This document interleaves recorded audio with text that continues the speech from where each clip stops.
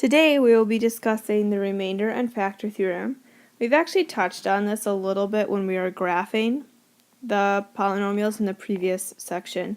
So here's the technical remainder theorem.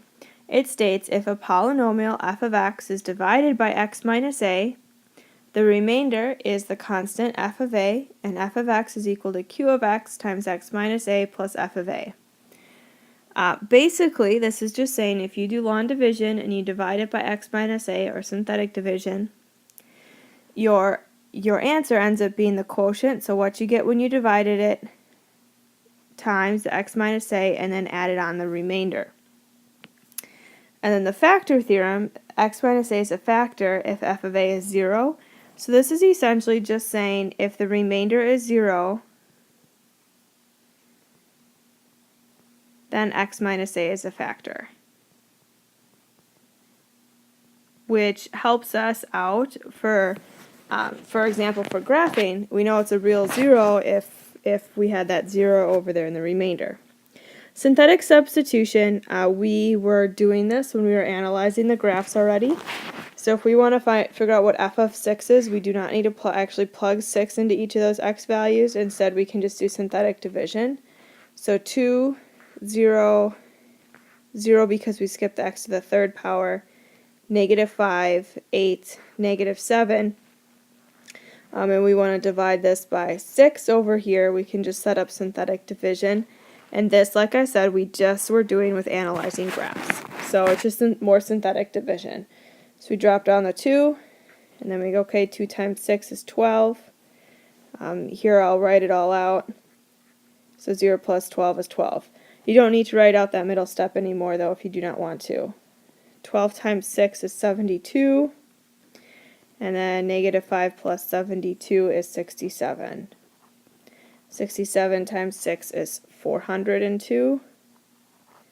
8 plus 402 is 410, and then 410 times 6 is 2,460.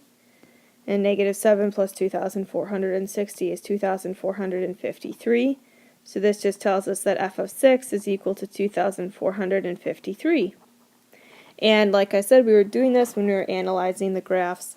And we also, when we analyzed graphs, we learned how to do this without writing the middle step, and that's perfectly acceptable now. You do not have to write that middle step. So now we want to use synthetic division to show that x minus 4 is a factor of this function. So if it's a factor, remember we're just looking that the remainder is 0. That's what we're looking for here. So we're going to set up synthetic division. So we'll have 1, 1, -17, -20, and 32. Now remember, when we have something like x minus 4, we always put the opposite sign over here in the box, so 4. So we'll drop down the 1. 1 times 4 is 4. And then we have 1 plus 4, which is 5. 5 times 4 is 20. -17 plus 20 is 3. 3 times 4 is 12. -20 plus 12 is -8. -8 times 4 is 32, or -32, and that is 0. So this shows, this whole process shows that x minus 4 is a factor. Okay, and then the second part of it that I do want you to know is what our resulting polynomial is. So we know that this started with x to the 4th, so we would start with an x to the 3rd here, and we'd say 5x squared plus 3x minus 8. I want you to know that this term here is called a depressed polynomial. And it's called a depressed polynomial because it simply is smaller. It starts with a lower exponent. Alright, so we're going to do another example of this, and we are also going to find some remaining factors of this next example. So here we want to show that x minus plus 3 is a factor, and then find the remaining factors.